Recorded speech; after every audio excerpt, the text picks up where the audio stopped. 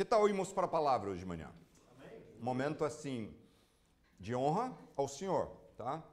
No momento da ministração da palavra, eu fui ensinado isso na infância, até uma reverência à palavra sendo ministrado, honrar, não ficar batendo papo, coisa assim.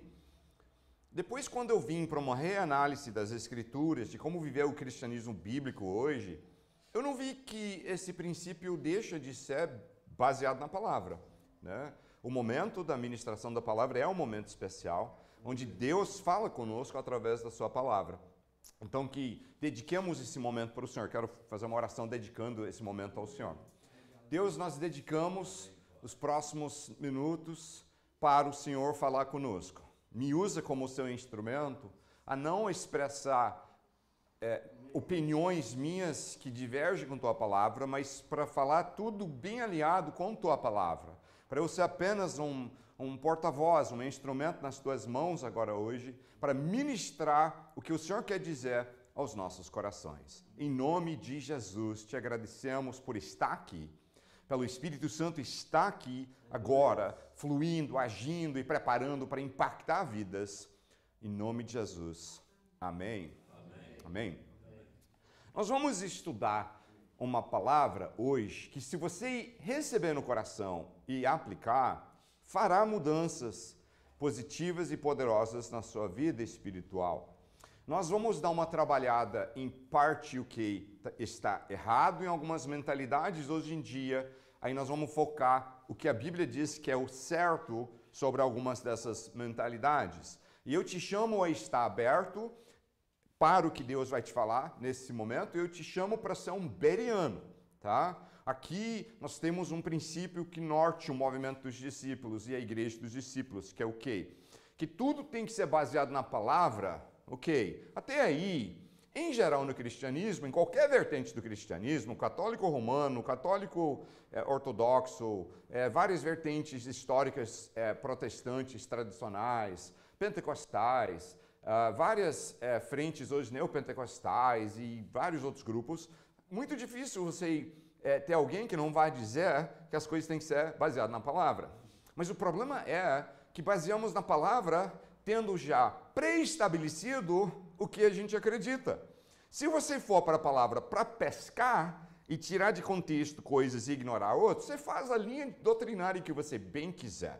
Então, o nosso norte, nossa base de tudo é não manipular a palavra, não tentar fazer a palavra dizer o que eu quero, tentar estabelecer o que a palavra diz, olhando em primeiro lugar tudo que se fala de um assunto. Muitas divergências e erros doutrinários são formados porque pega uma passagem, não olha o resto do contexto e vai embora em cima daquilo e estabelece uma doutrina em cima de uma passagem sem olhar o resto do que Deus diz sobre o assunto. Então, nós estamos nos esforçando grandemente a sempre dizer, seja bereano. O que é ser bereano? Atos 17 fala que os bereanos eram mais nobres do que os tessalonicenses, porque quando estudavam a palavra de Deus, quando eles ouviam a palavra de Deus ministrada, o que eles faziam? Deixa eu ver se é isso mesmo. Deixa eu ver se é isso que Deus está dizendo mesmo ou se está distorcendo. E Deus achou nobre isso. Então nós te encorajamos a fazer isso. Ponha todo mundo nesse ministério à prova, que a gente fala e ministra somente o que realmente está baseado na palavra e não em cima de tradições dos homens ou um espírito religioso. Posso ouvir um amém aí? Amém. Amém. Então vamos lá. 2 Crônicas, capítulo 7, versículos 1 a 3. No livro de 2 Crônicas, capítulo 7, versículos 1 a 3, diz o seguinte. E enquanto você está achando, deixa eu só te dar um contexto.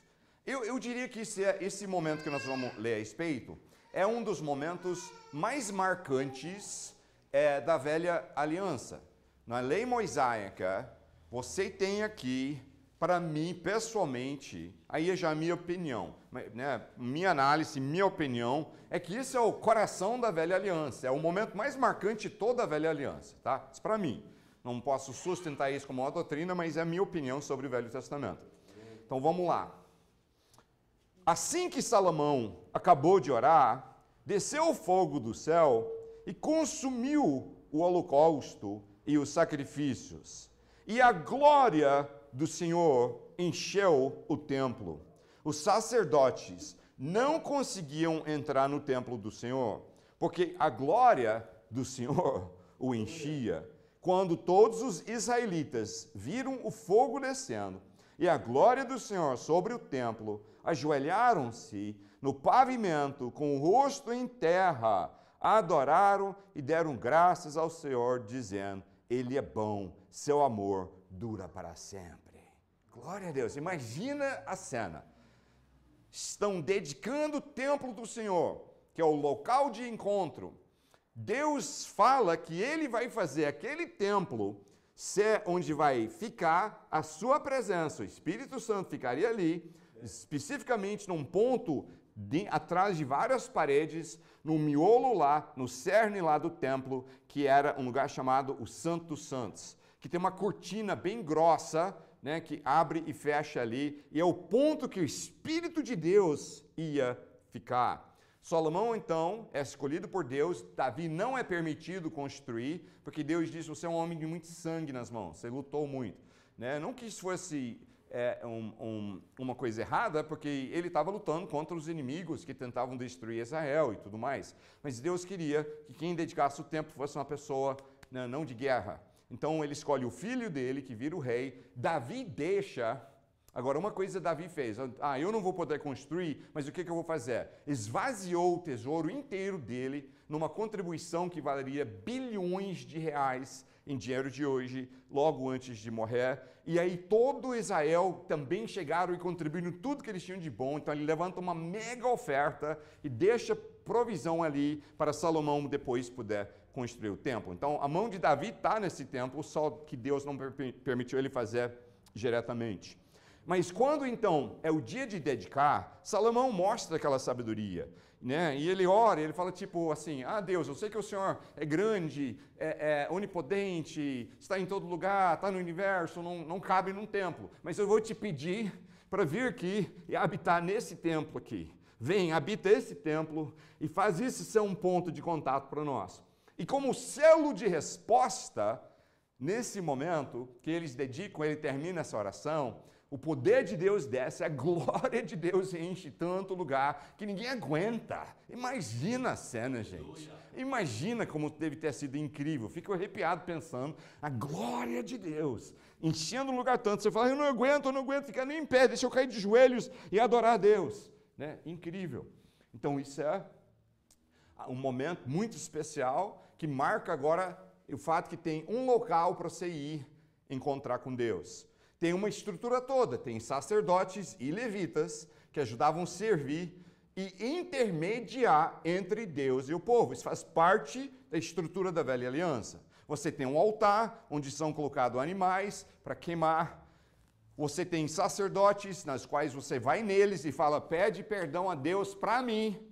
Eu fiz isso, eu quero perdão, seja meu intermediário, leva esse animal que eu comprei e use como um sacrifício para mim. Aí o sacerdote intermediava entre você e Deus, pegava isso, ia lá, colocava no altar e colocava ali em sacrifício para seu pecado, ou pecados que você estava pedindo, e aí você recebia a redenção dos seus pecados naquele momento. O grande problema é que hoje em dia nós vivemos o que pode ser chamado de um sincretismo das alianças. Sincretismo é quando você mistura coisas que não deveria misturar. Onde nós entramos hoje numa nova aliança com Cristo e desde o século III começou uma tendência forte na igreja e no século IV para frente se consolidou de forma rígida de misturar as alianças. E eles começam a pegar parte da nova aliança e parte da velha aliança e misturam e fazem uma versão que hoje a gente chama em geral do cristianismo.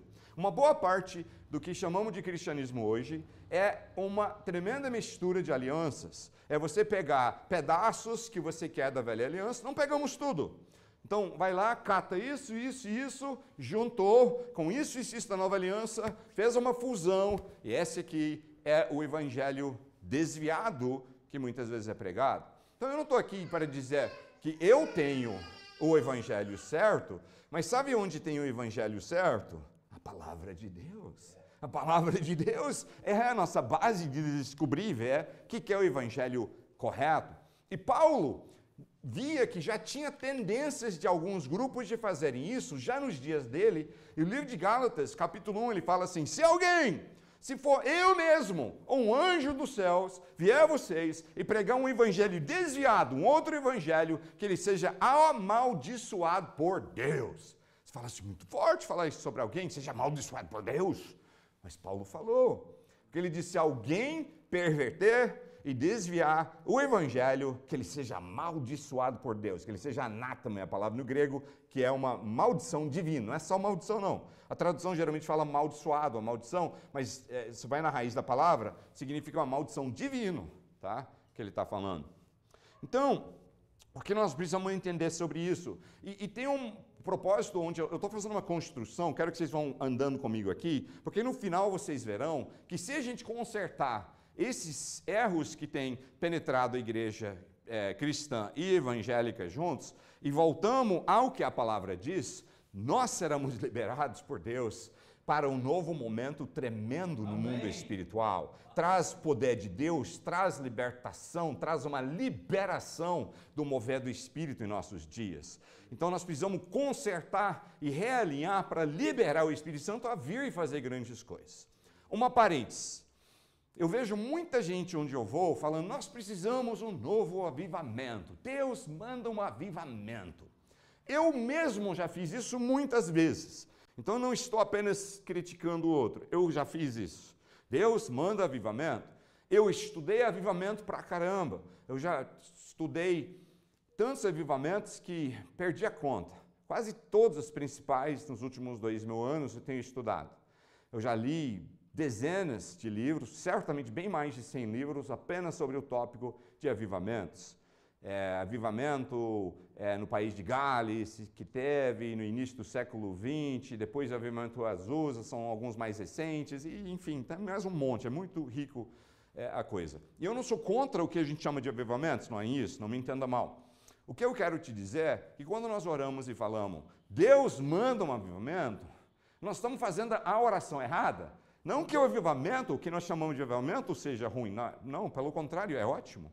Um avivamento, um mover de Deus em nossos dias é maravilhoso e devemos buscar. O erro é em dizer Deus manda, como se Deus é o culpado que não estamos vendo o que nós chamamos avivamento. Não é Deus que é culpado disso.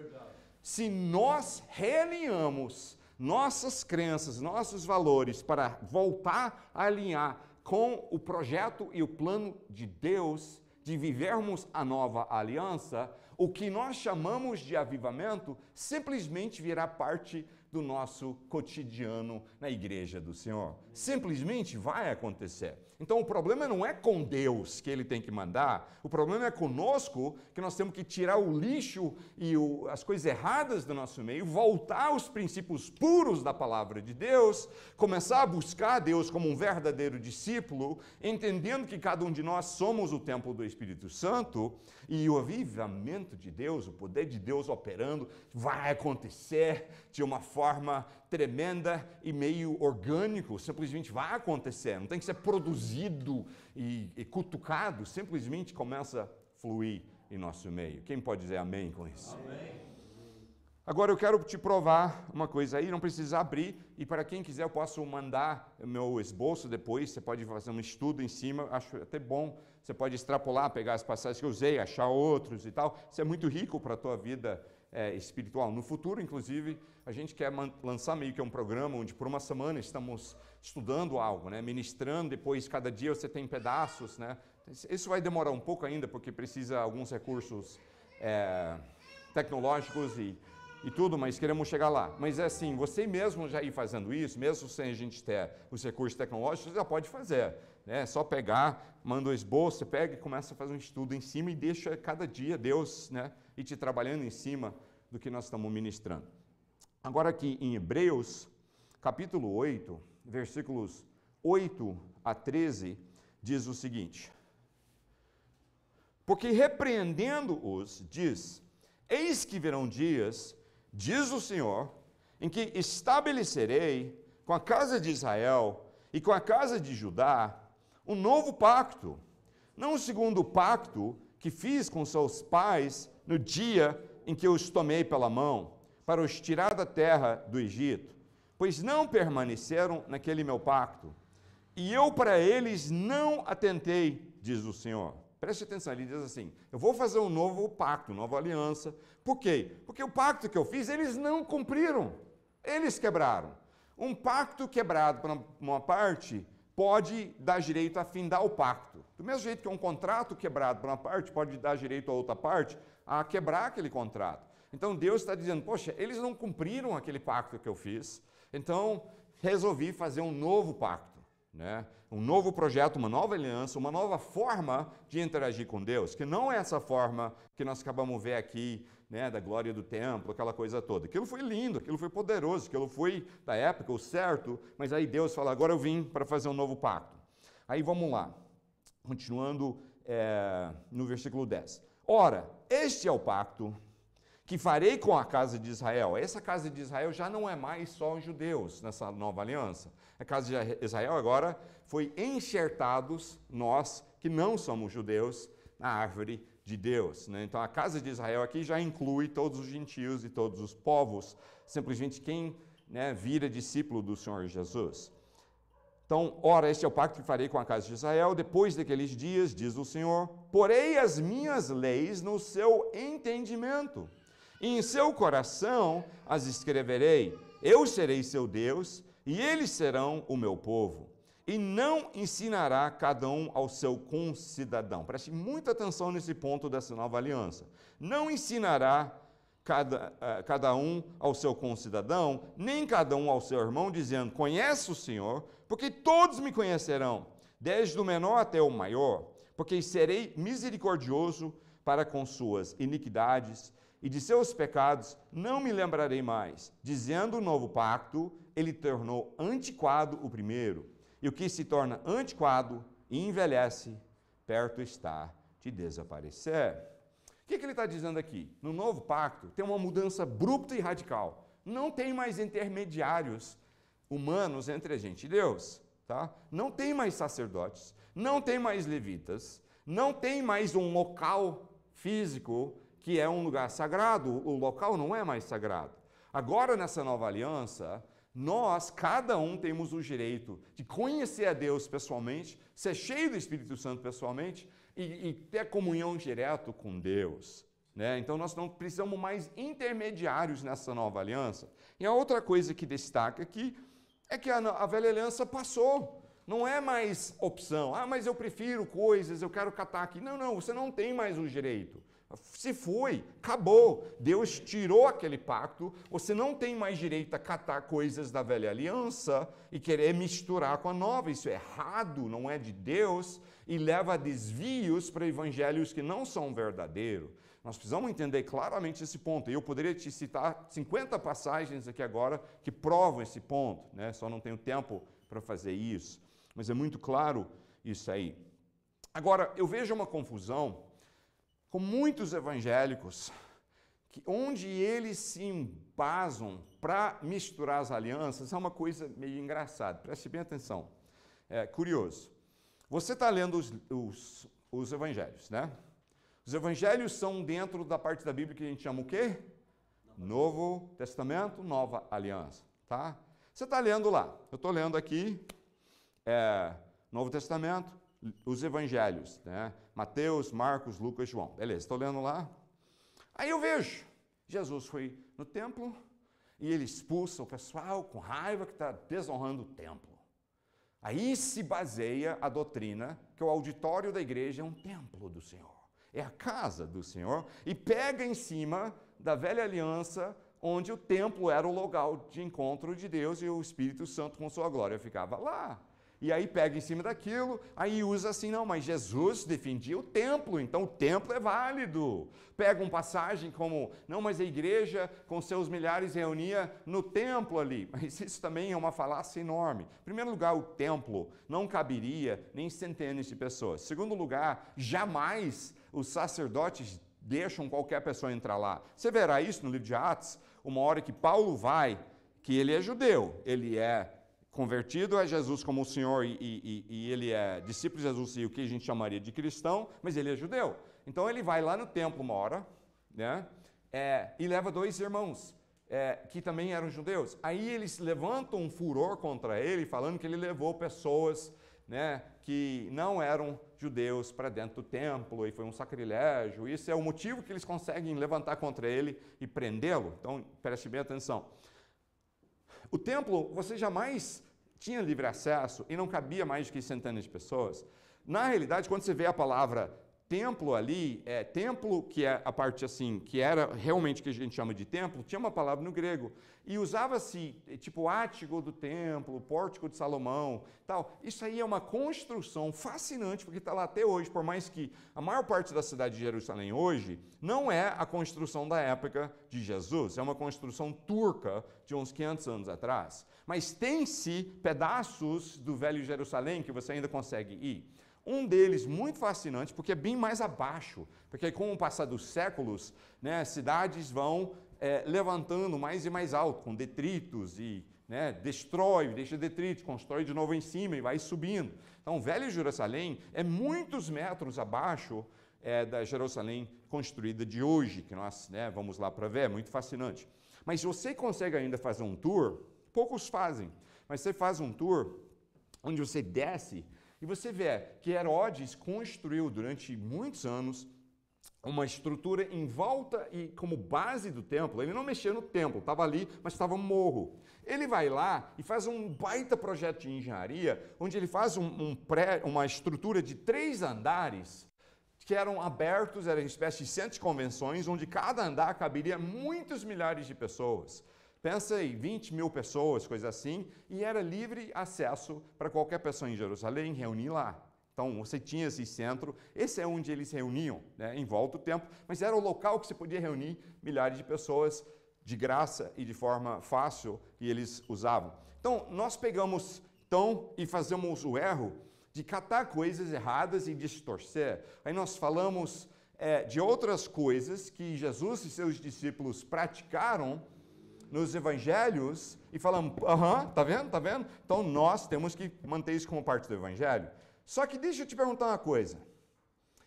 Se é anunciado que nessa rua aqui, o limite de velocidade é 80 km por hora, mas daqui a um mês vai ser trocado para ser 100 km por hora, ok? E eu falo, não, a lei já saiu, já foi promulgada, já foi assinada, já foi decretado, já fez todos os trâmites ali. Esse aqui, 100 km por hora, e lá tem um radar. Eu falo, já vou 100 km por hora. O que vai acontecer quando você receber a multinha por exceder a velocidade em 20 km por hora? Você vai poder recorrer? Não, porque a lei não mudou ainda. Ela foi anunciada, ela foi mostrada, mas a nova lei só entra em vigor no dia que ela entra em vigor. Antes disso, é 80 por hora, tá? Então, enquanto vingava a velha aliança, ou a aliança de Moisés, ela era a aliança atual e correta. Então, você tem que entender que as alianças só viram, de fato, no fim dos 4 evangelhos. E até então, Jesus seguia coisas e tinha um cuidado pelo templo e várias coisas, porque estava em vigor a velha aliança, ou aquela aliança mosaica. Então, você tem que entender isso claramente, que só vira as alianças no finzinho dos 4 evangelhos. Aí você fala, então, tudo que é falado, ensinado antes é do velho? Não. Jesus estava preparando. É como se você divulgou a lei, diz, data tal, vai ter essa nova lei, vai virar. E ele falava assim, está vindo, vai ser. Ele falava nesses termos, quando ele ensinava os princípios da nova aliança. Ele começou a ensinar e fazer discípulos uma visão da nova aliança.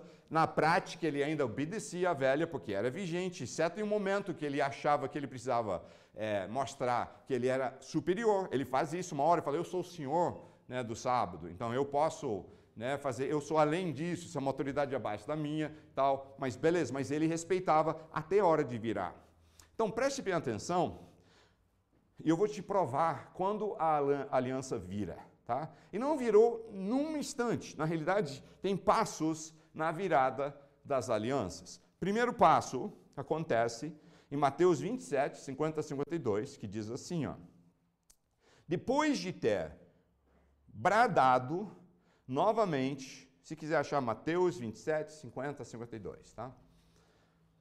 Depois de ter bradado novamente, em alta voz, Jesus entregou o Espírito. Naquele momento, o véu do santuário ou templo, são palavras sinônimas, rasgou-se em duas partes, de alto a baixo. A terra tremeu e as rochas se partiram. Os sepulcros se abriram e os corpos de muitos santos que tinham morrido foram ressuscitados. Gente, esse aqui é muito maneiro, né? É muito até assustador. Você pensa assim, ressurgiu um monte de gente que voltaram à vida. Eu não sei, aqui nem fala o que aconteceu depois. Eles voltaram a viver uma vida de novo, foi só por um pouco e depois foram transladados, eu não sei. Mas isso é muito forte, né? E quase ninguém fala disso. Mas assim, mexeu e levanta assim. E gente, você está falando em ossos, no máximo que tinha sobrando, aí volta o corpo, volta a vida, né? Não é uma pessoa totalmente em corpo que só volta a viver, é uma ressurreição assim. Nós estamos falando em coisa de cinema, né? Esqueletos levantando e o corpo voltando, e a pessoa voltando à vida, quando acontece que Jesus entrega seu Espírito. Não vou entrar em detalhes sobre tudo o que acontece, mas durante 3 dias ele desce, ele tira as chaves da morte e inferno de Satanás, fere sua cabeça, várias coisas, né? E depois ressurge dos mortos. Aí ele passa um período em que ele agora está no novo corpo, ele não está mais limitado naquele corpo antes, ele pode aparecer com a aparência daquele corpo, mas ele faz assim, ele está em outro lugar, né? Então você vê que ele está num corpo ressurreto agora. E aí, você finaliza a virada das alianças com Marcos 16, 19 a 20. Marcos 16, 19 a 20 diz assim, ó. Depois de ter lhes falado, o Senhor Jesus foi elevado aos céus e assentou-se à direita de Deus. Ok? Preste bem atenção. Jesus terminou de falar, ele terminou esse período de ressurgir dos mortos, ensinar e alinhar o pessoal, os seus discípulos, da sua igreja. Ele sobe, ele senta à destra do Pai, tá? Diz aqui, claramente, ele assentou à direita de Deus. Então é uma palavra que diz, aconteceu aquilo, então agora vem isso, é tipo uma sequência. Então ele senta à direita do Pai, e então, o que acontece? Então, os discípulos saíram e pregaram por toda parte, e o Senhor cooperava com eles, confirmando-lhe a palavra com os sinais que a acompanhavam. Assim que Jesus assenta à destra, à direita de Deus, virou-se as alianças. Termina o processo. Começa, o véu rasga, o Espírito de Deus sai dali, não é agora mais o templo de Deus. E em poucos anos foi destruído, né, esse templo, porque não era mais o habito de Deus. Jesus, aí, quando ele senta à destra, aí os discípulos saem pregando e o poder de Deus acontecendo, porque virou as alianças e agora estavam vivendo a nova aliança. Então você não pode sustentar um monte de prática da velha aliança, porque está nos evangelhos eles fazendo, porque eles estavam simplesmente cumprindo a lei atual antes da virada. Estamos juntos até aí? Amém. Amém. Qual que é o problema na nossa vida espiritual dessa mistura, esse sincretismo das alianças? Ele rouba a igreja do poder e da atuação do Espírito Santo. Um dos motivos que a gente olha em volta e fala, não está acontecendo poder, não estamos sendo aquela comunidade de irmãos que são uma família, discípulos verdadeiros, não está igual ao livro de Atos. Por quê? Porque nós somos roubados da essência do Evangelho e o mover e o poder do Espírito Santo quando a fixamos nas coisas erradas. Aí o que nós fizemos nessa mistura? Nós passamos a chamar o prédio de igreja. Olha aquela igreja ali. Aí você fala, mas você está sendo chato, picuinha, só com coisinha que não faz diferença nenhuma. Gente, faz uma diferença tremenda. Se você acha que o prédio é a igreja e o auditório é o templo, você acabou de recriar basicamente o templo da velha aliança, né? Então esse é um lugar sagrado. O que evangélicos falam sobre esse espaço aqui, que engloba mais ou menos, né, onde o pregador, o ministro da palavra está em pé, até mais ou menos onde estão os pés aqui do pastor Marcos, pastor John. Isso aqui seria né, no meio evangélico nós chamamos de quê? Altar. Altar. Ah, o altar é um lugar sagrado. Eu ouço o evangélico falar isso todo dia da semana. Ah, o altar é um lugar sagrado. Você está no altar, sua vida, você está no momento, você não pode mentir, você não pode não sei o quê. Gente, você está no altar todo santo dia, todo lugar que você vai. Amém. Isso não é altar. Amém. Né? Esse aqui não é um lugar sagrado, tá? Porque ao denominar esse local como sagrado, e você ficar, né, porque é só hábito, não tem problema, então não sei o quê. Não tem problema, tem sim, tem sim. Se palavras na minha infância tinham ditado no inglês, sticks and stones may break my bones, but words will never hurt me. Que pau e pedra podem quebrar meus ossos, mas palavras nunca me farão mal. Pau e pedra quebrem meus ossos, mas palavras nunca me farão mal. Minha mãe me ensinou isso, eu ouvi na escola, era comum, né, na minha infância esse ditado, mas era tipo assim, para você ficar calmo se alguém está te ofendendo na escola ou na rua e você não revidar, tá? Ah, essa palavra, ignora.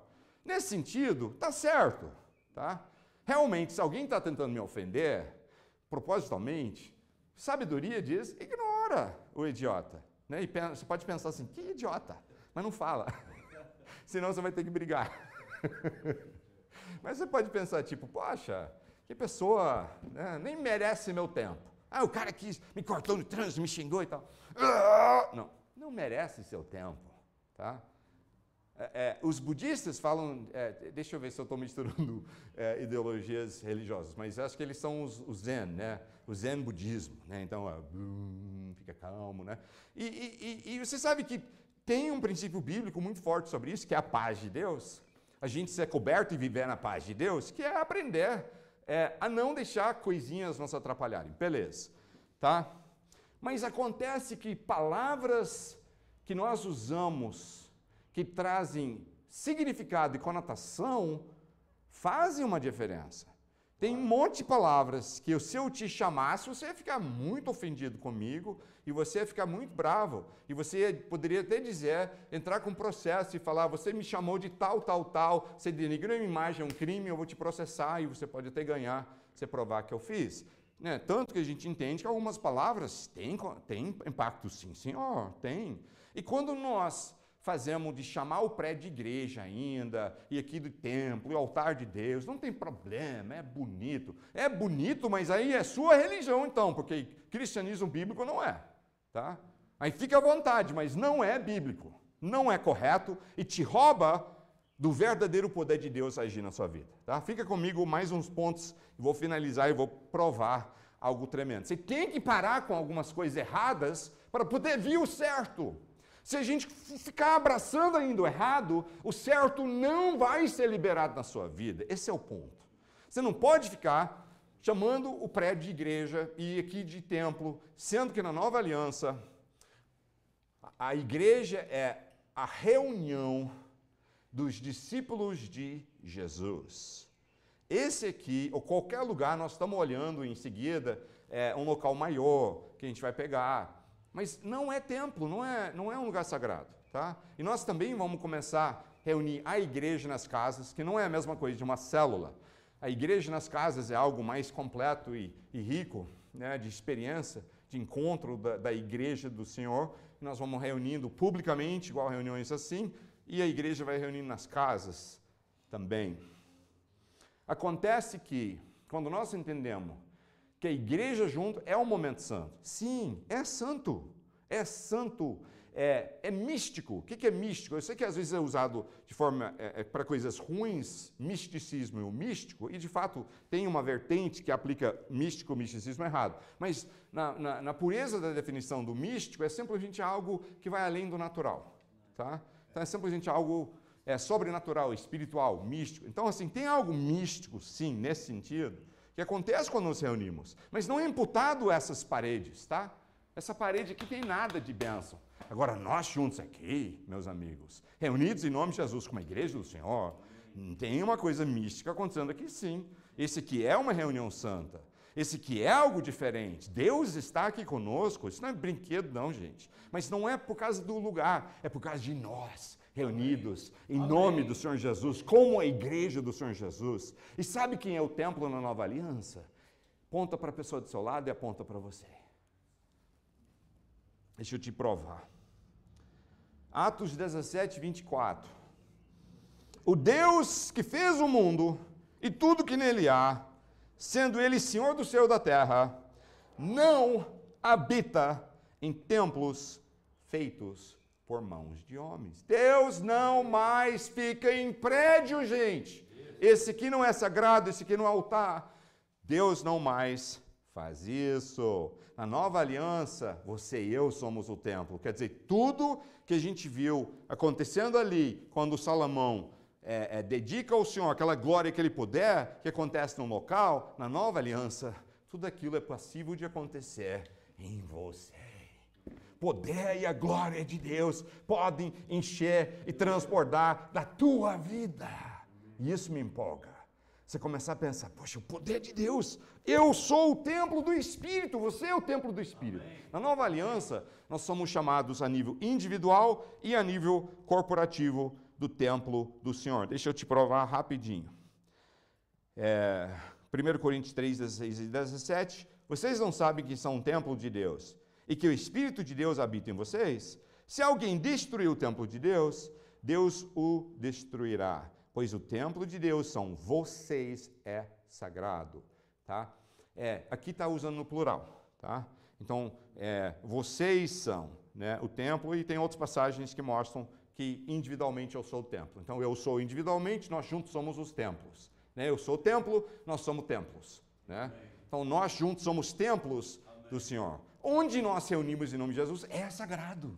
Mas, volto a repetir, não por causa do local, é por causa de nós ali. Sagrado, nós podemos ir lá na oficina do Samuel, pode ver, vem cá, vamos fazer um culto, a gente pega lá o lugar que eles consertam coisas, ele arrasta as coisas, reunimos ali, e aquele lugar virou sagrado naquele momento, né? Porque nós estamos ali reunidos em nome de Jesus, algo poderoso acontece naquele momento. Igreja somos nós, o templo somos nós, e o problema de você começar a desviar isso é que você rouba o poder de Deus da sua vida, porque agora você colocou o poder de Deus num local. Aí eu tenho que ir lá para ser abençoado, eu tenho que ir lá no altar para receber a oração. E não, gente. Na nova aliança também, nós reconstruímos o altar, tá? Só que o altar era o ponto para fazer o que na velha aliança? O altar era o lugar para colocar animais em sacrifício. Então, a nível físico, não tem um espaço físico que é o altar de Deus. Na nova aliança, o altar é o quê? É muito fácil isso, saber a resposta. Na nova aliança, o altar é o quê? Se é o ponto de sacrifício, onde você põe um sacrifício, o altar é o quê na nova aliança? Alguém sabe? Cruz. A cruz é o altar. Tá? A cruz de Cristo, na nova aliança, é o altar. Dá para provar isso com várias passagens, vou ler uma só. Ao contrário dos outros sumos sacerdotes, ele tem necessidade de oferecer sacrifício dia após dia, primeiro por seus próprios pecados e depois pelos pecados do povo. E ele o fez uma vez por todos, quando a si mesmo se ofereceu. Ele, claramente, aí tem várias outras passagens que provam esse ponto, que na nova aliança o altar é a cruz de Cristo. Tá? Que Jesus Cristo é colocado na cruz, a cruz é o lugar onde o sacrifício é dado, né, por nós, e é uma vez para todos, tá? Então, na nova aliança, altar não é um lugar físico. Agora, se chama em algumas passagens a você ir carregar a tua cruz, né? A você também carregar a tua cruz. O que isso quer dizer? Isso significa um princípio, e o altar na nova aliança não é um lugar físico, mas existe um lugar de entrega e morte, onde eu me entrego para Cristo e eu morro para mim. Isso sim, eu estou me colocando no altar de Deus. Eu morri para mim, eu me entreguei para Deus, eu me coloquei no altar, que é carrego minha cruz, significa isso. Morro para o que eu quero. Gente, que evangelho que nós criamos que diz, vem para Jesus, converte, depois vive como você quer. Muda para onde você quer. A minha família quer que eu mude para tal lugar. Eu vou porque a família está me chamando. Não, você não muda para um lugar porque a família chamou mais. Você muda para um lugar se Jesus Cristo te mandou. Porque Ele é o Senhor, Ele que manda. Você fica onde Ele mandou e vai somente quando Ele manda. Não porque o outro quer, não porque eu quero, não porque eu acho legal. Não. Da onde nós tiramos uma ideia que tudo eu continuo fazendo como eu quero, do jeito que eu quero, quando eu quero. O mundo diz, procura realizar seus sonhos que será feliz. Mentira! Procurar viver uma vida correndo atrás dos seus sonhos é garantia de miséria e uma vida triste e mal realizado. Você não será feliz procurando seus sonhos. Você será feliz procurando viver o que seu mestre e dono te manda fazer. Jesus. Ele sabe o que é melhor para você. Então, tua vida não é minha carreira, minhas coisas que eu quero. Minha vida é, o que o Senhor quer hoje? Onde o Senhor quer me mandar? Quer ser feliz? Gente, eu lutei com isso. Quando Deus me chamou para ter uma vida assim, radical, como discípulo dele, vivo para ele, não, mas espera aí, eu quero isso, eu quero aquilo. Mas depois que eu consegui entregar, que é me colocar na cruz e carregar minha cruz, foi entrega. E reviver, porque você não fica na cruz. Você se põe na cruz, morre para si, esse é uma questão alegórica, né? Um princípio assim, espiritual, não é físico. Sim, tem cruz, tem altar, mas é o lugar que você põe teus desejos. Às vezes eu preciso fazer de novo. Deixa eu voltar, eu desviei um pouco desses valores, deixa eu hoje voltar e dizer, Deus, eu ponho tudo no altar, tudo na cruz. Isso existe, mas não existe um lugar físico. E quando nós criamos um lugar físico, nós tiramos o princípio que é coração da nova aliança, que é viver uma vida de morrer para mim e viver para Deus, de crucificar meu ego e minhas vontades na cruz e viver as vontades de Deus. Esse é um princípio, coração do Evangelho, e quando nós recriamos isso aqui como altar, nós matamos um dos principais ensinamentos da nova aliança. Então não é brinquedo, não tem problema, tem muito problema. É um desvio do Evangelho. E canso de falar isso, as pessoas, e o próximo semana estão, não, vamos lá no altar para Deus agir. Fala, para! Você não vai poder ver Deus agir, você não vai poder fluir no que Deus tem para você, se você continua agarrando no velho e no que está errado. Tem que se esvaziar do errado e abraçar o Evangelho verdadeiro. Quem está comigo hoje? Amém. Amém. É hora de parar de brincar com essas coisas, se nós queremos ver Deus fazer coisas tremendas em nosso meio. Outra coisa, chega de recriar o sacerdócio do homem como intermediário a Deus em nossas vidas. Eu não sou intermediário a Deus para você, tá? Não sou. Eu estou aqui, pastores nossos estão aqui para te aconselhar quando você precisa, corrigir se você estiver errado, te encorajar quando está para baixo, te mostrar, exemplificando como viver para Cristo, te ensinar várias coisas, mas jamais ser seu intermediário. Você é um sacerdote de Deus, da sua própria vida. Esse é o sacerdócio da nova aliança. Você é o sacerdote da sua própria vida. Você fala direto com Deus. Sim, verdade, pastor, mas marido é sacerdote do lar, né? Isso é bíblico. Não, também é uma doutrina criada, é um sofisma, que é uma coisa falada que soa como correto, mas se você examina mais de perto, você vê que é o contrário da verdade. Porque o marido é o líder, cabeça do lar, sim. Ele não é sacerdote do lar. Porque em ser o sacerdote do lar, pensa como funciona isso. Ele está em viagem, ele é o sacerdote do lar, ele que fala a Deus pela família. Agora a esposa e os filhos estão ali precisando falar alguma coisa com Deus e não podem, tem que esperar ele voltar de viagem, porque ele é o sacerdote. Ou ligar para ele e falar, fala com Deus para mim, maridão. Isso não é bíblico, mas soa bonito, foi pregado, todo mundo abraçou. E na realidade, você está diminuindo a mulher. Deus põe papéis para homens e mulheres, sim, mas na questão de papéis, de autoridade, de atuação, sim, tem papéis. Mas em qualidade, Deus não ponha a mulher como abaixo do homem em nenhum momento. Somos iguais e co-herdeiros em qualidade. E a partir do momento que você fala a mulher casada não é sacerdote dela mesmo com Deus e as crianças, você acabou de rebaixá-los, né, em nível das coisas espirituais. Ela tem todo o direito, e as crianças que conhecem Jesus têm todo o direito a falar direto com Deus. Eu posso ouvir um amém também hoje? Amém. Hebreus 7:27, ao contrário, 1 Timóteo 2, 5 a 6. Pois há só um Deus e um só mediador entre Deus e os homens, o homem Cristo Jesus, o qual se entregou a si mesmo como resgate por todos. Esse foi o testemunho dado em seu próprio tempo. Há só um mediador na nova aliança. Não sou eu. Não tem santos mortos que podem interceder por você, tá? Não podem. Você não lembra Jesus falando de Lázaro, que era um homem bom, e ele e o cara ruim ali, e eles pedem para voltar, eles querem voltar para falar com a família, e falam, não, você está morto, você não tem mais direito a mexer com as coisas naturais ainda, só na ressurreição, aí sim, mas nesse momento você não tem esse direito. Não tem santo que está te ouvindo quando você ora, não, gente. Não tem santo que está lá, ele está separado da gente agora, ele está vivo, né? Jesus falou com o ladrão que converteu e virou discípulo dele na cruz, hoje estará comigo no paraíso. Quer dizer, ele está vivo, ele está experimentando paraíso. A própria história de Lázaro, é uma pessoa que não está dormente, parada, ele está vivo, ele está experimentando. Beleza, mas ele não tem liberdade agora de ficar interagindo no meio da terra. Então não tem santo que pode interceder por você. E eu acho engraçado, só que nós estamos nesse assunto de intermediador e tudo, deixa eu só tocar mais um ponto. Por um lado, Maria, ela é humana, ela não é divina, tá? E a Bíblia é clara sobre isso. Diz que Deus escolheu ela como uma mulher porque ela era uma mulher de fé, que Deus honra pessoas de fé.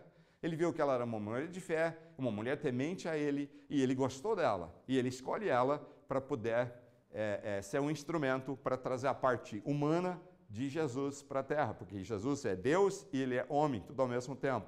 Ele não é só um e nem só outro. Mas ele usa uma mulher humana, tá? Ela é humana. Aí parece que como ela não é intermediária, como vertentes do cristianismo ensinam, parece que no meio evangélico nós meio que desprezamos ela para o outro extremo. Ignoramos, nem existe. Mas, gente, ela era uma grande mulher de Deus. E nós devemos estar enfatizando que grande mulher de Deus que ela era, porque ela conseguiu receber uma grande oportunidade de ser serva de Deus pela fé dela. E quando o anjo fala com ela, é diferente do parente dela que não acredita e depois tem que ficar mudo, ela acreditou na hora. Isso, acredito, isso mesmo, então, porque ela tinha fé. Então, ela não é intermediária, mas é uma grande mulher de Deus, que devemos honrar um pouco mais, ponderar um pouco mais o que fez ela ser tão especial. Parece que a gente sempre vai a extremos. Ela não é intermediária, então ela não é nada. Não, ela não é intermediária, não, ela não é divina, não, mas ela é uma grande mulher de Deus, tá? Então vamos lá para finalizar. Se a gente conseguir parar com as coisas que estamos quebrando e saindo fora, olha a promessa que acontece quando a gente sai da velha aliança e da lei e da letra e deixamos para lá e entramos na nova aliança. Essa promessa, essa palavra é para você. Essa passagem, olhe comigo, que é a última que nós vamos olhar nessa ministração. Eu quero que você veja comigo. 2 Coríntios, capítulo 3. 2 Coríntios, capítulo 3, versículos 6 a 11. 2 Coríntios 3, 6 a 11. Diz assim, ó. Ele nos capacitou para sermos ministros de uma nova aliança. Não da letra, ok? Letra é lei. Está falando da lei mosaica. Não da lei mosaica, não da letra, mas do Espírito. Pois a letra mata, mas o Espírito vivifica. Aleluia. O ministério que trouxe a morte foi gravado com letras em pedras. Está falando dos 10 mandamentos.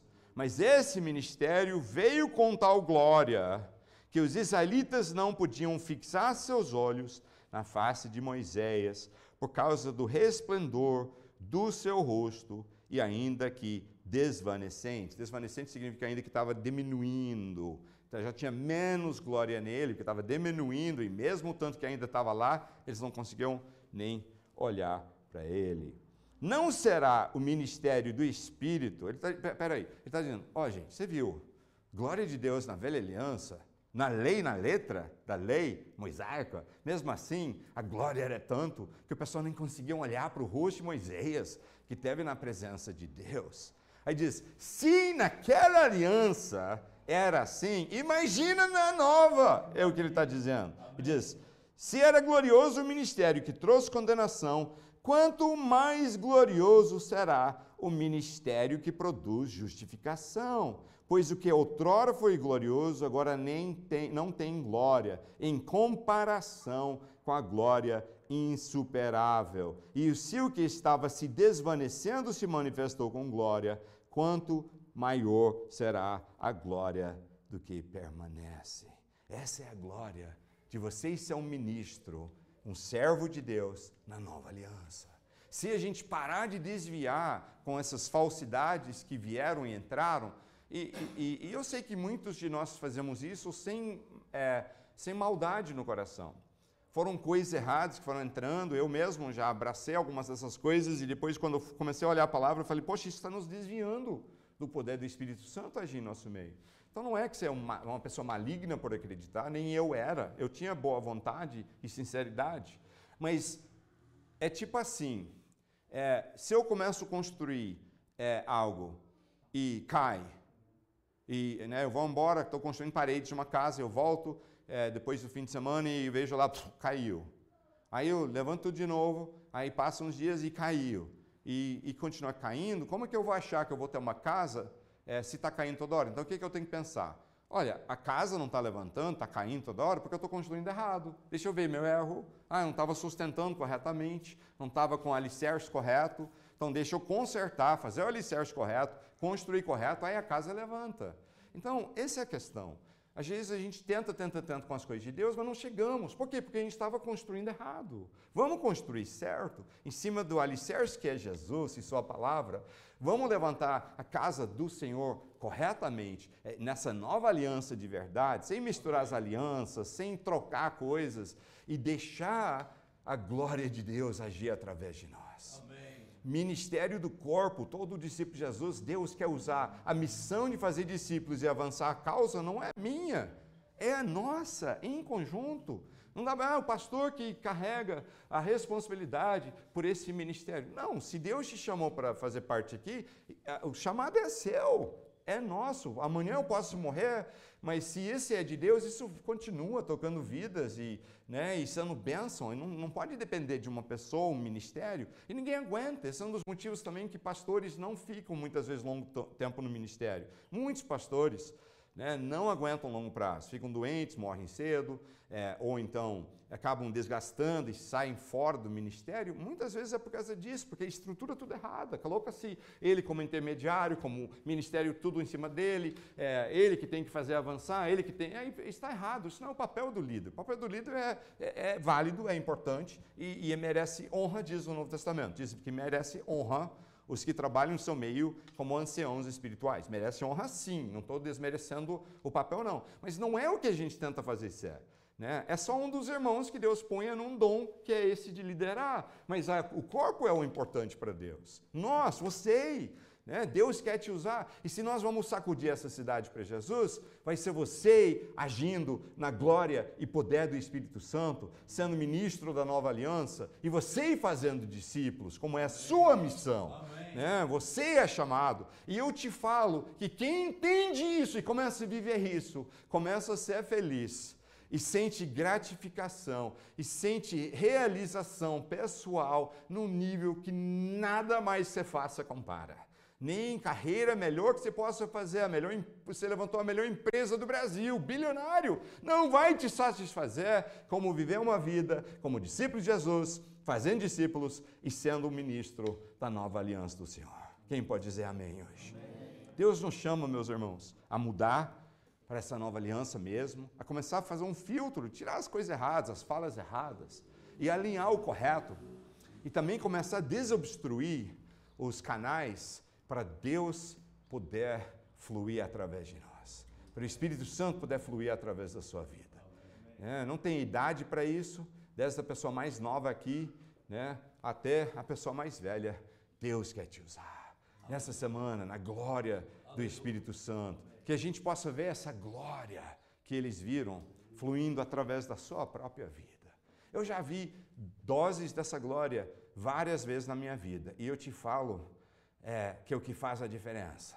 Você vê a glória de Deus? Nada é igual.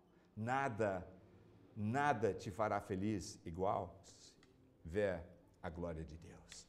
Vamos pedir a Deus para a gente poder ver a glória dele, para sermos alinhados com a nova aliança e ministros da nova aliança, e não da letra, não misturando. Gálatas fala, seus Gálatas idiotas, né? A palavra traduzida geralmente é insensato, mas de fato a palavra no grego é mais forte um pouco, como se fosse idiotas. Seus Gálatas idiotas, quem te enfeitiçou? Você começou pela fé e pelo Espírito e o mover de Deus e os milagres pela fé e pela operação do Espírito, e agora você quer misturar a nova aliança no meio. Já estavam fazendo a mesma coisa, mas você quer misturar e tal. Aí ele fala, quem faz isso, então cumpra a lei inteira e não erre nem um pedaço se você quer ir por esse caminho. Quer lei? Então tá, sem erro nenhum então. Não tem misericórdia por nenhum erro seu se você quer ir pela lei. É o que Paulo fala em Gálatas 3. Quer esse caminho? Quer ficar abraçando as coisas erradas que a gente falou a respeito? Beleza, então faça com perfeição, porque então não vai funcionar para você. Se não tiver perfeição, e ninguém vai conseguir com perfeição, que é o ponto de Paulo. Não vai funcionar. Aí ele disse, isso vai virar maldição para você. Porque quem começa e não cumpre a lei inteira, vira maldição. Então, graças a Deus, não precisamos ir por esse caminho. Larga a lei, pare de misturar a lei, pare de misturar essas coisas que entraram e vamos voltar à pureza da palavra, pureza da nova aliança e a pureza do verdadeiro evangelho. Amém. Glória a Deus.